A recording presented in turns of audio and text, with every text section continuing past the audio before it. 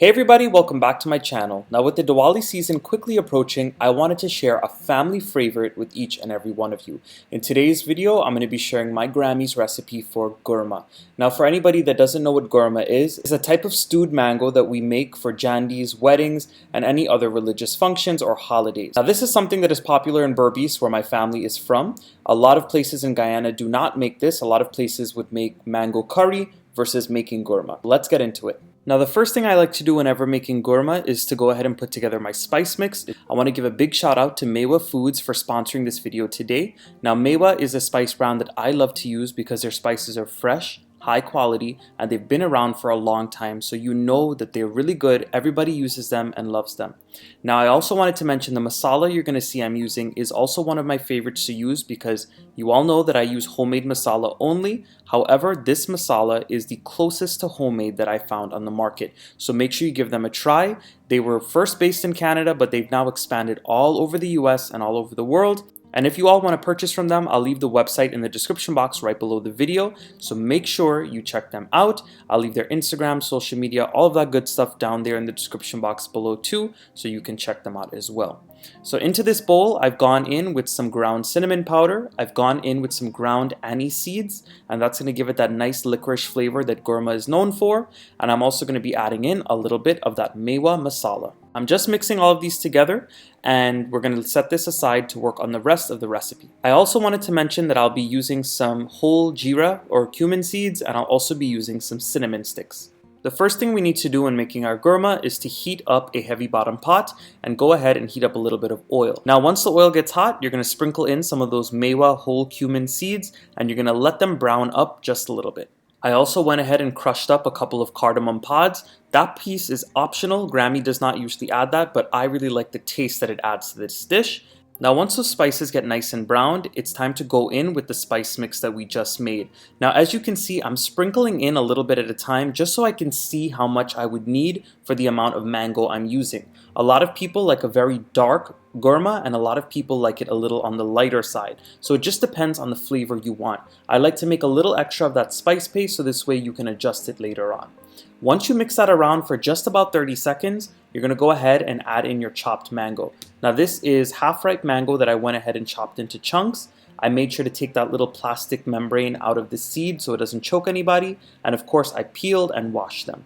You're going to add this in and let this fry up and bunjay very well until the spices are clinging onto the mango. So these mangoes have been frying up for just about 2 to 3 minutes. Now at this point, I'm going to start to add in my sugar. Whenever you make Guruma, it is always a good idea to be using brown demerara sugar. That is the sugar of choice here, and it really adds to the flavor and makes it more rich. If you use the white sugar, it's also not going to give it a nice dark color as well. So just add that sugar in, mix it up well together until everything is combined and the sugar starts to melt. Once the sugar melts, you want to keep on frying this until it sears into the mango. What this is going to do, it's going to help the mango to caramelize, help the sugar caramelize, and develop all of those flavors to deepen them all together.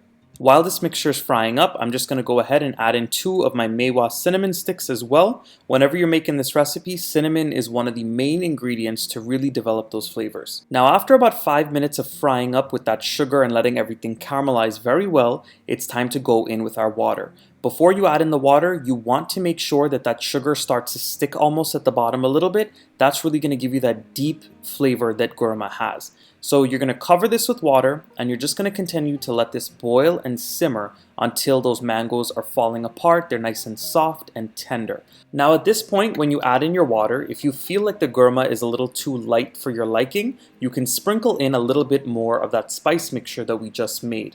Of course, this is fine for me because as it continues to cook and boil down, it's going to get a little bit darker. So I've had my Guruma covered for just about 5 minutes and I let it boil down on a medium heat. As you all can see, it started to thicken up slightly and you see that the mangoes are cooking very well. Just keep on cooking it down. These mangoes have a little more time to cook, so I'll show you what the end product looks like.